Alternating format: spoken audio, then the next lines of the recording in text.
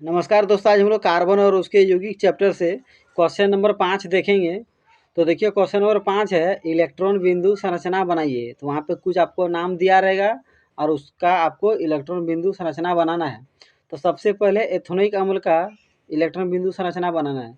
तो सबसे पहले आपको एथेनोइक अम्ल का सूत्र याद होना चाहिए। बिना सूत्र याद किए आप संरचना नहीं बना सकते हैं। तो एथेनोइक अम्ल का सूत्र होता है CH3COOH, यानी एथेनोइक अम्ल का पहचान है COOH, हमेशा एक साथ रहेगा। तो CH3, तो पहले CH3 कार्बन के साथ 3 हाइड्रोजन है। तो देखिए सबसे पहले कार्बन लिखिए, उसके बाद 3 हाइड्रोजन है, इसका संरचना इस प्रकार बनेगा। फिर देखिए कार्बन है, कार्बन हो गया, कार्बन के साथ एक ऑक्सीजन डबल बंधन से जुड़ा रहता है और OH सिंगल बंधन से जुड़ा रहता है।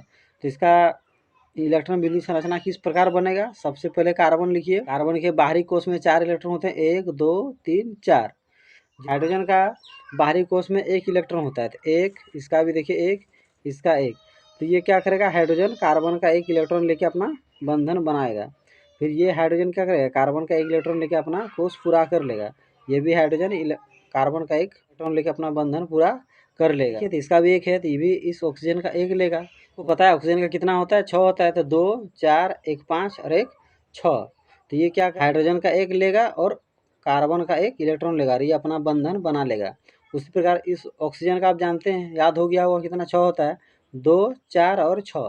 तो इसको भी 8 चाहिए अपना बाहरी कक्ष पूरा करने। ये इस कार्बन का ये 2 इलेक्ट्रॉन लेगा और अपना बाहरी कक्ष पूरा करेगा। इस प्रकार एथेनोइक अम्ल का इलेक्ट्रॉन बिंदु संरचना बनता है।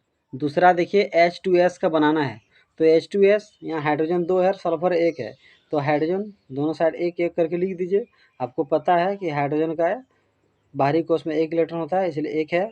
और जो सल्फर है, सल्फर का आपको याद करना पड़ेगा कि कितना होता है। तो देखिए 2 2 2 4 1 5 1 6, इसके सबसे बाहरी कोष में 6 होता है।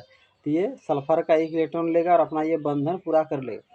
ये हाइड्रोजन भी सल्फर का 1 इलेक्ट्रॉन लेकर अपना बंधन पूरा कर लेगा। तो सल्फर का होता है 2 4 5 6, तो इसको 8 चाहिए। तो ये क्या करेगा, इस हाइड्रोजन से 1 इलेक्ट्रॉन लेगा और इस हाइड्रोजन का 1 इलेक्ट्रॉन लेगा और साझा करके ये H2S बना देता है। प्रोपेनॉन, तो प्रोपेनॉन का आपको सूत्र याद होना ही चाहिए। तो इसका होता है CH3CO CH3। जब भी नॉन रहेगा तो आपको हमेशा याद रखना है कार्बन के साथ ही ऑक्सीजन को लिखना है। जब भी किसी कार्बन यौगिक में नॉन जोड़ा रहता है तो आपको हमेशा एक कार्बन के साथ ऑक्सीजन रखना है। तो इसका क्या बनेगा, CH3CO CH3। तो पहला कार्बन के साथ 3 हाइड्रोजन है, तो 3 हाइड्रोजन लिख दिया गया है। उसके बाद कार्बन के साथ ऑक्सीजन डबल बंधन से हमेशा जुड़ा रहेगा। उसके बाद CH3, कार्बन के साथ 3 हाइड्रोजन है। तो आपको यहाँ पे देखिए, आपको याद है कि कार्बन के सबसे बाहरी कोष में 4 इलेक्ट्रॉन थे, 1 2 3 4। हाइड्रोजन का 1 होता है, देखिए यहाँ कहीं भी देखिए सब जगह 1 है। तो ये कार्बन का 1 इलेक्ट्रॉन लेकर अपना बंधन पूरा कर लेगा। कार्बन का 1 इलेक्ट्रॉन लेकर अपना बंधन पूरा कर लेगा। ये भी हाइड्रोजन कार्बन का 1 इलेक्ट्रॉन लेकर पूरा कर लेगा। ये भी कार्बन का 1 इलेक्ट्रॉन लेकर अपना बंधन पूरा कर लेगा। ये भी पूरा कर लेगा, ये भी पूरा कर लेगा। अब ये कार्बन है, इसका 4 होता है, इससे 1 इलेक्ट्रॉन लेगा 5 हो गया, इससे 1 लेगा 6 हो जाएगा, इससे 1 लेगा 7 और इस कार्बन का 1 लेगा, इसका 8 हो जाएगा। ये भी अपना पूरा कर लेगा। इस हाइड्रोजन का 4 होता है, 1 2 3 4 हो गया, इससे 2 लेगा 6 हो गया, इस कार्बन का 1 लेगा 7 हो गया, इस कार्बन का 1 लेगा, इसका 8 हो जाएगा। इसका भी 1 2 3 4 पहले से है, इससे 1 इलेक्ट्रॉन लेगा, इससे 1 इलेक्ट्रॉन, इससे 1 इलेक्ट्रॉन और 1 इलेक्ट्रॉन लेगा, इसका 4 4 8 हो गया। ये भी अपना बंधन पूरा कर लेगा। इस प्रकार इलेक्ट्रॉन बिंदु संरचना ये प्रोपेनॉन बनाता है। उसके बाद है F2। तो F2 कितना है, 2 है, तो F2 है। तो एक साइड इधर F लिखा हुआ, इसे इधर F लिखा हुआ। आपको एक चीज़ याद रखना होगा कि फ्लोरीन का सबसे बाहरी कोष में 7 इलेक्ट्रॉन होता है, 2 4 6 1 7। इसका भी 2 4 6 1 7।